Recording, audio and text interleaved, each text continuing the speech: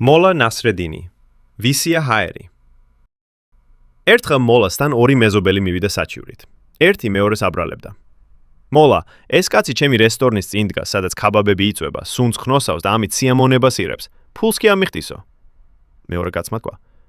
მე მხოლოდ ქუჩაში ვიდექი, არაფერი მიჭამია და ფული რაში გადავიხადოო. მოლა დაფიქრდა. მერე ჯიბიდან რამდენიმე მონეტა ამოიღო, ხელში ააჟღარულა და რესტორნის პატრონს კითხა. გესმის ეს ხმაო? კი, მესმის ბატონო მოლაო, უპასუხა გახარებულმა პატრონმა. ეგონა ფულს აძლევდა. მოლა მონეტები ჯიბეში ჩააბრუნა და უთხრა. წადი ახლა შენს გზაზე.